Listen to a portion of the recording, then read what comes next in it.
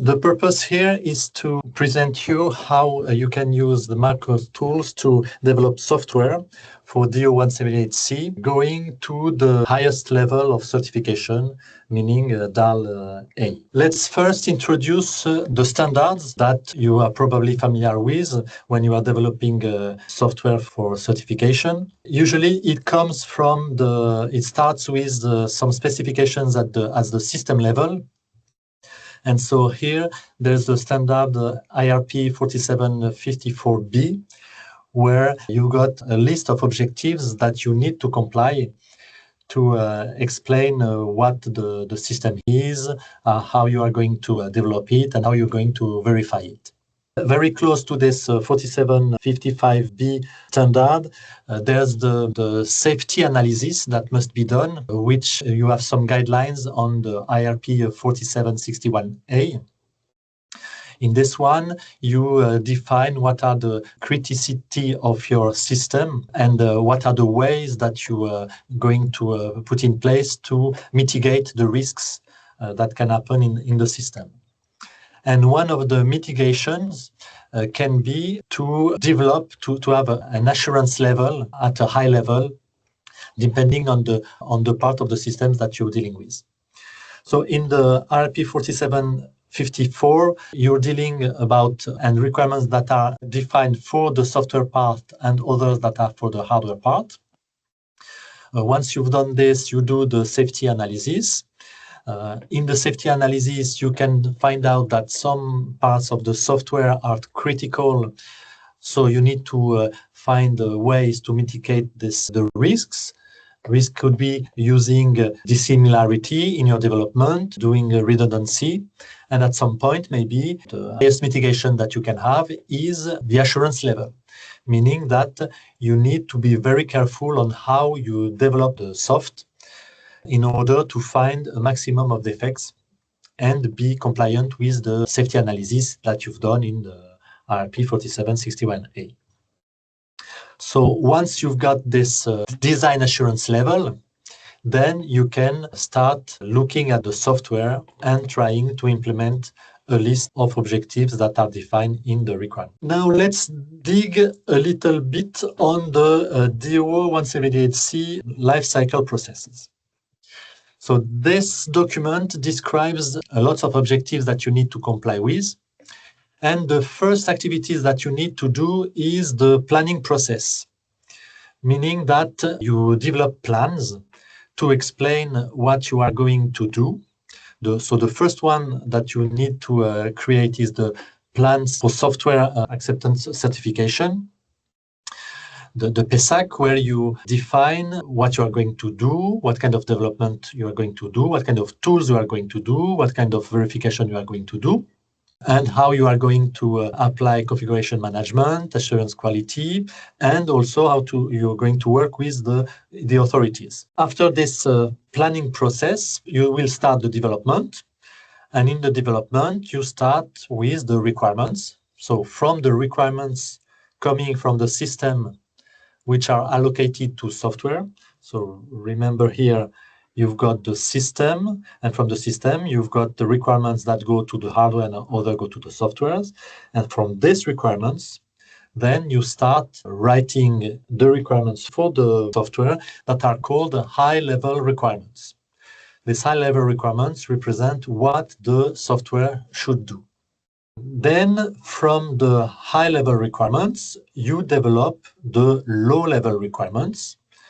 And the low-level requirements explain how you are going to implement these high-level requirements. After this low-level requirements, so usually the high-level requirements is textual. The design process with the low-level requirements is also textual. And then you produce the code, which is part of this software coding process. And then you've got this integration process where you integrate all the software components together. And this completes the development phase of the DO-178C. Then when you've got this, you'll have the software verification process that can start. And you don't need to wait for the end of the integration process to start verification. You've got activities You see it's in parallel. You've got verification process that are done for the requirements, for the high-level requirements, for the low-level requirements, verifications also for the source code, and verification for the integration where you've got the executable code. So this is here some kind of V-cycle with some activities that are done in parallel here. Then on the DO-178C, you've got also objectives about the software configuration management process, meaning what are the files that you put on configuration management, how can you retrieve the files needed to produce the object code. You've got also objectives about the assurance quality process, explaining how you are going to make the reviews, the analyses, the artifacts that you are going to produce. And another chapter about the certification liaison process, where you've got some objectives to be in communication with the authorities and knowing what kind of information you are going to share with the authorities. So in the presentation, today's presentation, we are going to focus on development processes, about requirements, design requirements, coding and integration, on the verification processes, and we'll get a touch of the configuration management process with the files that I'm going to show you. So we're not going to talk about the planning process, because the planning process is something that you will do independently of the tools, and the same for the quality insurance and the certification liaison. So I talked about the design assurance level. So once you've got your safety analysis and you find out that for such software component you need an assurance level, you can define different kind of assurance level. The most critical is the level A, which is meaning that if the software, something goes wrong in the software, there will be catastrophic consequences. For example, the loss of the equipment, which can lead to the loss of the aircraft and with loss of people. In level B, called hazardous, where you can have loss of people, but still maintaining the aircraft. Level C is a major failure condition, which may be some injuries about the people, but no loss of aircraft of system. And minor is just a workload that is put on the aircraft personnel. So, but no injuries or no loss of or anything. And if you don't need assurance level, then we call it DAL-E. And you can see that for each of this design assurance level, you've got a list of objectives that you need to comply to. 71 for DAL-A, 69 for DAL-B, 62 for C, and 26 for D. And you can see also that for depending of the DAL, you will have to answer to this objective with independence, meaning that the person who is doing the objective, for example, verification, is not the one who did the design. Something that is noteworthy here is that you see that there's a huge gap between the level D and level C. You go from 26 objectives to 62. And then you see that in level C, you've got 62, and to go to level B, you've got 7 more. And to go from B to A, you've got 2 more, but much more with independence. So the big gap here between level D and level C is about the low-level requirements. There's a bunch of activities that you need to perform when you're on C and above about low-level requirements, which you don't have to do when you are working on D or before. And we're going to see that this is important when you are using a model, because a model helps you about this low-level requirements. So here we've got an example of the table that you find at the end of the DO-178C, where you've got the Annex A, which summarizes all the objectives into tables. And you can see here in table 7, verification process results, where you've got a list of objectives like the test procedures are correct, the test results are correct and the discrepancies explained, test coverage of high-level requirements are achieved, and then you've got software structure is achieved at MCDC, decision, and statement. And you can see that for each level, you see if it's required. If there's nothing, it's not required. And if it's required with independence. If it's dark, it means that you need to do the verification of the test procedure are correct. The person who is doing this is different than the person who created the test procedure. And you can see that in level D, for the verification process, you only need to do the test coverage of high-level requirements is achieved. Nothing about the low-level requirements, for example, and nothing about the share of the source code. Yeah, because from level D and C, you've got low-level requirements and also source code where you don't need to do these activities. So how many people need to be involved when we are doing a certification and including the independence? You need developers, obviously. If you have objectives that must be complied with independence, you need other people to do the verification. You will have the quality people who are different from the developers, and the configuration management can be different or not of the developer people. So it means that you at least need to have the quality, developer different, and verifier must be different if you've got need the activities with independence. And obviously, you've got the assessor, which will be the ASA, or an internal organization inside your company. So we talked about the DO-178C. So this is when you need to develop software. So this standard was released in 2000, and in this standard, it was supposed to take into account all the new methods to develop a software that existed at that time. And basically what we had at that time was model-based design that was already used to produce software. There was also object-oriented techniques like C++ that were also used in to develop the DO-178C software. And there were also, but very few, some companies that were using some formal methods to develop software for DO. And as you may know, to develop a standard like a DO-178C, you need to have a consensus. So it's about hundreds of people who gather regularly during weeks, months, and even for DO-178C, it was years. I think it took 3 or 4 years to come to a consensus. And then you discuss about what should be the objectives that you need to comply to produce the software. And at that time, they realized that it would be a very big standard if it would include model-based design, object-oriented, and also a formal method.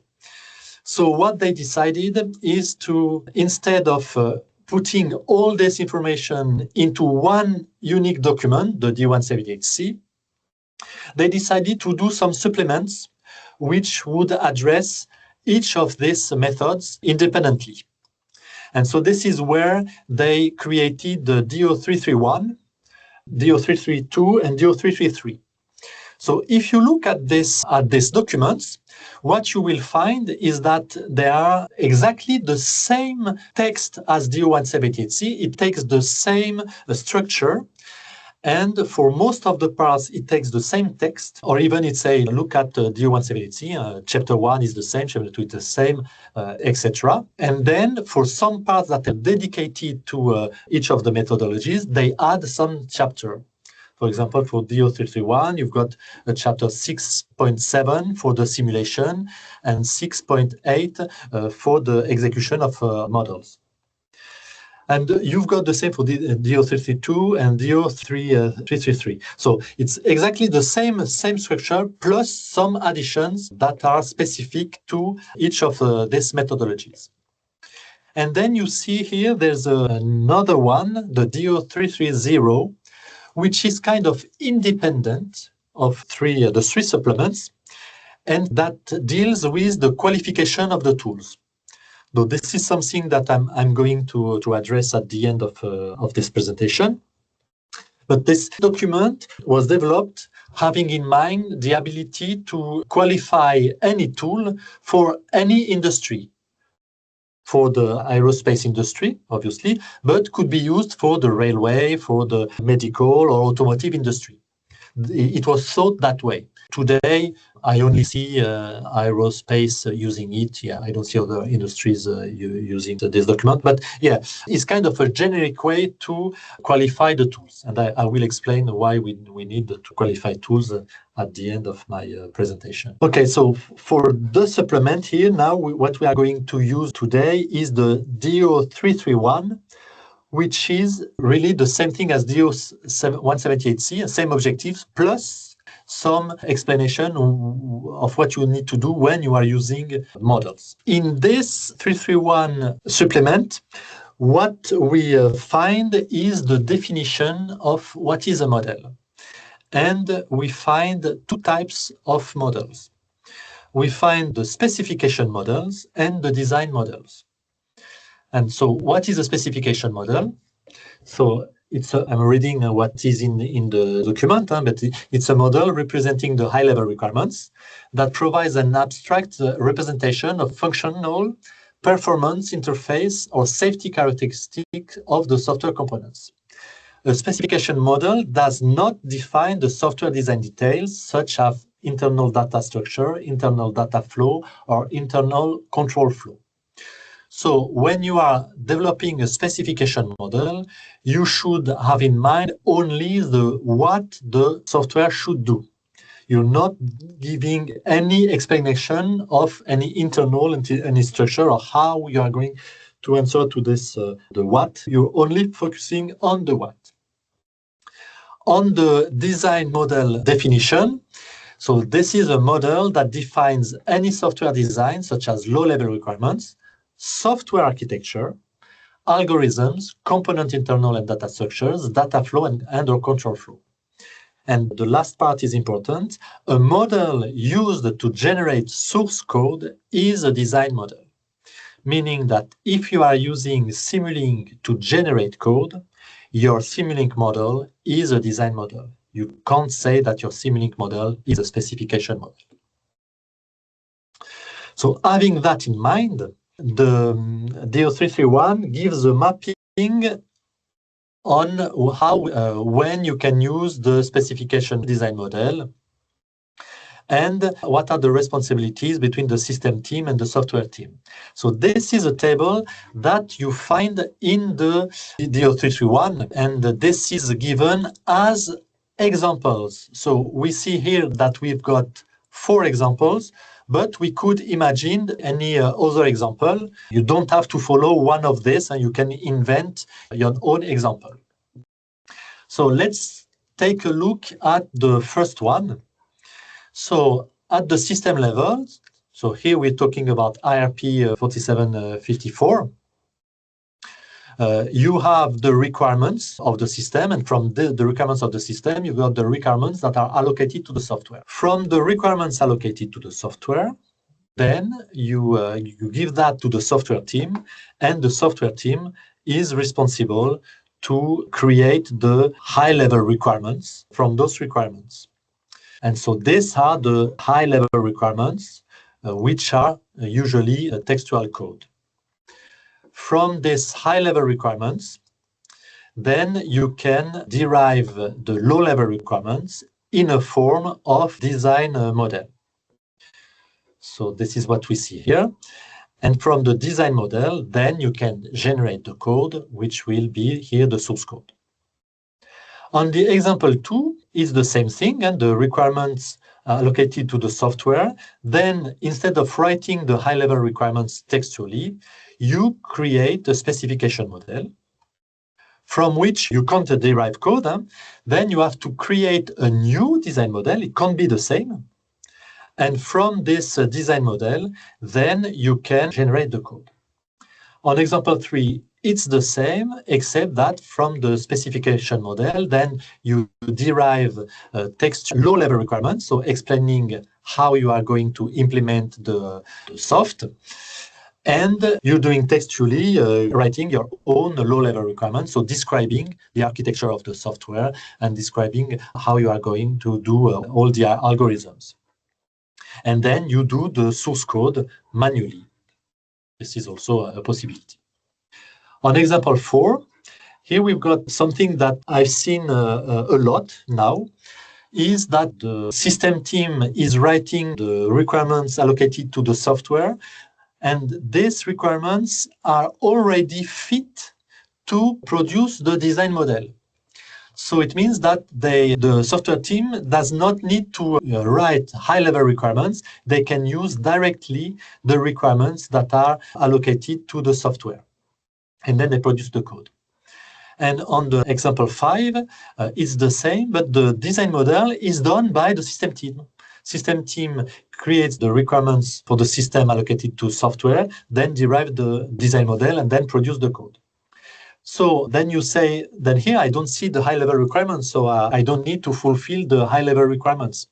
So this is what DO-331 says, is that what is above the design model now becomes the high-level requirements.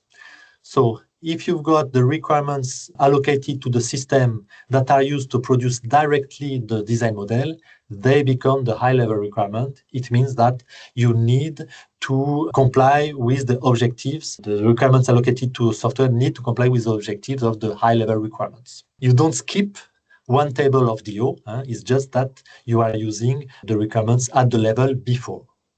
And one of the high-level requirements is you need to show that the high-level requirements comply with the system requirements. If you are using the same, then you can say, okay, I comply because now they are the same, obviously. So in the presentation that I'm doing today, when I talk about model, it will be design model, meaning that from the design model, we can produce directly the source code. Actually, I haven't seen any specification model done with Simulink, because once you use Simulink, you decide there's already some kind of design decision, because you take this kind of block or you take this kind of state machine. The only block that could be used to create a specification model with Simulink is the requirement table. And the requirement table is like an Excel table where you define inputs, the name of the inputs, you've got the conditions of the inputs, and you define outputs and the condition of the outputs. This allows you to create requirements such as, if my speed is greater than X, then I can't extend the landing gear, for example. So if you can describe requirements with if, then, with some timing, for example, then you could use the requirement table for a specification model. And this kind of requirements can represent 80% of your requirements. But then you'll have other requirements like I need to control the speed with this time set and this overshoot. Then you won't be able to represent it with the requirement table. So yeah, just to say, Simulink will be used here for a design model, so we can generate code directly. Now let's have a look at very generic, simple software architecture. In your electronic control unit, you will have different kinds of software. You will have software for the drivers that communicates with the sensors. You will have drivers that communicate to the actuators, others that define some communication interface where you can work with some ARANC bus, for example, and maybe some drivers to communicate with external devices like maintenance. You will also have some soft for the scheduling. You may have an operating system. You can have different tasks. And you will have what I call here the application software, which is dedicated to each function of your system. For example, controlling the speed, controlling the braking, controlling the wiping, any kind of application. And here you can see I've got some applications that are in blue and other in white. The blue represents the code that can come from Simulink models, and the white code that can come from manual code. So here we see that the drivers come from manual code, and the scheduler come also from the manual code. Meaning that in your application, in your full integration application, you will have code that come from different parts, coming from developers that create code manually, and others that come from developers that create code from a Simulink model. So here we are going to see the process that we are going to use, but just before that, just explain what usually you do when you start with the requirements coming from the system that are allocated to the software. From this, you derive the high-level requirements, and we have seen that in example 4 and 5, both are the same. And from this high-level requirements, then you derive the low-level requirements, which can be a design model, so a Simulink model, and this will be done here for the applications. For the, I would say, when you need the computation, so with like control, like access to some data to process the data. And so the design model represents the software architecture of the component and the low-level requirements. And you will have other parts that will be developed manually for what I call the drivers, the tasks, the schedulers. And here, usually you will produce textual documents that describe how you are going to create the architecture and how you are going to create all the drivers and all the tasks. You will have both in your development. You can't do all the software just with model-based design. Some parts need to be done manually, and these are the parts that are very tight to your controller. So now let's look at all the objectives of the DO-178C / DO-331, starting with the requirements that are above the model. Could be high-level requirements or could be the system requirements allocated to the software. So from these requirements, this is a table A3 of DO-178C / DO-331. Table A3 says that you need to show that the high-level requirements are complete, accurate, are consistent, that they don't contradict each other, that they comply with the system requirements. So these activities are manual activities that you do by reviewing your high-level requirement against the system requirements. And if the high-level requirements and the system requirements are the same, then the traceability is already done. But then you will need to verify that the system requirements allocated to software are complete, accurate, consistent, etc. Once you've done these activities, so you don't need to wait the end of the requirements to do the validation, and you can do it as concurrently when you write requirements. When the requirements are done validated, then you can create your Simulink models using a Simulink Stateflow. You can put some MATLAB code inside.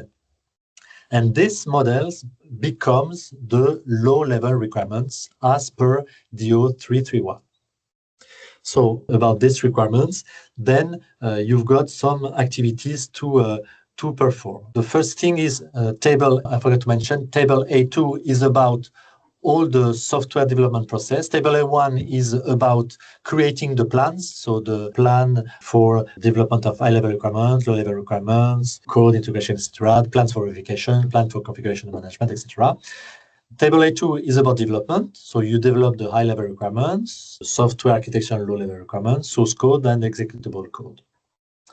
And you see here for level D, you don't need to create documents for the low-level requirements, nor for the source code. You need only the executable code. So how you can do this development in Simulink? So what I would recommend is creating Simulink models using model reference. So what is a model reference? A model reference is a model that you call inside another model, meaning that you can have a component per model reference, and then you've got a top model that integrates all the components, all the model reference. In that way, you create your architecture, and you create also the data flow between all the components. And using a model reference brings you to define the inputs and outputs. And in inputs and outputs, you will need to define the data type and the dimension.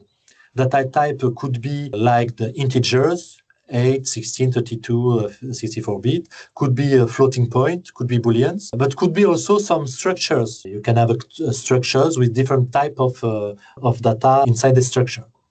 And you define also the dimension. Are you working with one dimension or with a vector or a matrix? And again, you could use a vector of structures if your design says so. But the thing is that with model reference, it enforces definition of data type at the inputs, so that if you use your model reference in another model and the data type coming inside this model is different, then you'll get an error at simulation time. And you can quickly detect that you've got an issue on the data propagation. So good practice here is to use your algorithms to divide it into smaller components done with model references, and in order to define the inputs, and also try to limit the number of inputs. If you've got many inputs, maybe it's worth creating a structure, so like a bus, where you find all the data that you want, and maybe gathering the structure with meaningful data. If you've got many data that comes from speed sensors, maybe that could be a good idea to put them all together in the one structure. So you will have only one input that deals with all the speed information, instead of having 20 here speed information. Using this model reference allows you, here you see an example with the top level with 3 here, the top model reference. And in each model reference, you define the inputs, data type, and the design, what each component should do. And then you can have the view of your top software and see what are the dependencies between each component. For example, here we can see that the pitch component and the roll component are both calling the component attitude controller. It is then the verification of the control flow. And the data flow, you can do it on the Simulink model. Once we've done the design, then we can do some verification. And about the verification, now we are talking about the table A4, about low-level requirements. And again, this is needed when you do DAL C, B, or A. If you are doing DAL D, you don't need to do this low-level requirements. You don't need models. Yeah. And so here we need to show that the low-level requirements comply with the standard, and this can be automated by a tool that is called the Simulink check. So this tool, Simulink check, directly answers to this objective of table A4, low-level requirements conform to standard. And you can see here in level D, you don't need to it, but you need it at starting in level C. So what is this standard? So the DO doesn't say you need to apply this standard. No, it says you need to apply one standard, and you decide what the standard should be. And obviously, you decide with some information about the models that you are going to build and the system that you are going to build.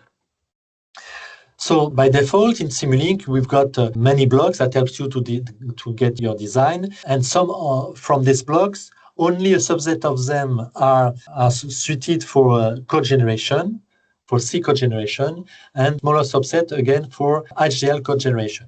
But here we are going to talk about C code generation, so embedded coder. So one good practice in your standard is, okay, limit the blocks to those that are supported by embedded coder. And this is what we can do. We've got a list of standards with some rules, and we have rules for DO-178C / DO-331. And inside these rules, we say, okay, here are the blocks that we support. In your Simulink model, you should specify the data type of all the inputs. You should make sure that all the blocks are connected, that there's no connection that is not going to a block, etc. So we do provide a standard with several rules, and it's up to you to directly reuse the standard. So if you do so, then you will be able to qualify directly the standard with no extra effort, and we provide a qualification kit for that. And I will come back to this a little bit later. You can decide to add your own rules, because you already developed Simulink models for a long time. You got your own rules. If you do so, I would recommend to look at what are the rules that we provide, because probably you will find that we already support your standard, your rules in this standard. Or you can decide to add new rules. Usually people add their own rules about the naming conventions when they say all my inputs should start with this kind of letters. And with Simulink Check, you can create your own rules. The creation of own rules is using MATLAB code and with some using the Simulink API, like find object in model and get param to this block to get the information of the block. So writing a new rule is done using MATLAB code, and there are some examples that are provided in the documentation. So then it's up to you to either use directly all these rules or pick some of them and complete them with some of your rules. And once you run the rules on your model, it will give you a result with some indication like passed if the model complies with that rule. If it doesn't, you will have either a warning or a failed or a complete or incomplete. You can decide also to justify the rule, saying that, okay, I know that my model doesn't comply to that rule, but I justify it. And the report could say not run, but usually you should run all the rules that you find, or you need to justify that. So once we've done this verification of the modeling standard through your own standard, you need to trace the model with the requirements, and to do so, you can use the requirement toolbox. So again, if you go at the table A4, we can see here the sixth objective is about traceability between low-level requirements and the high-level requirements. So to do so, the requirement toolbox can be used. What does this tool? Usually, you have your requirements that are written in Word or in Excel, or maybe with some requirement management tools like Doors, like Polarion, JAMA, or CodeBeamer.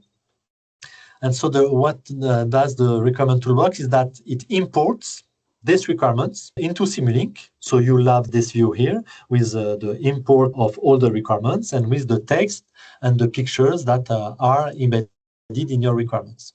And from these requirements, then you can link each requirement to one or several elements in the model. For example, you can link one line with several blocks in Simulink, or with several states in the state flow, or several lines in a MATLAB function. And once you've done that, you can also export all the requirements that you can bring back to your environment if you do some modification of the requirements. But usually what we recommend is to do an import only and to lock the import so you can't do modification. The source of truth will stay in your requirement management tool. Once you've done the traceability, from the traceability you can create some nice trace matrix traceabilities to show which requirement is linked and which block is linked, and to see missing links. And this will help you do the analysis and to answer some objective like all my requirements are fulfilled. So now let's see about the objective on how the low-level requirements comply to high-level requirements and how to see the low-level requirements are verifiable. So we can do this with two new tools, which are Simulink Test and Simulink Coverage. This is to answer the objective 1 and 4 of table A4. Low-level requirements comply with high-level requirements, and low-level requirements are verifiable. And you see here that the low-level requirements comply with high-level requirements must be done with independence when you are doing software for DAL A and B. So what does it mean doing this with independence? It means that the person who is verifying the compliance is different than the one that created the low-level requirements.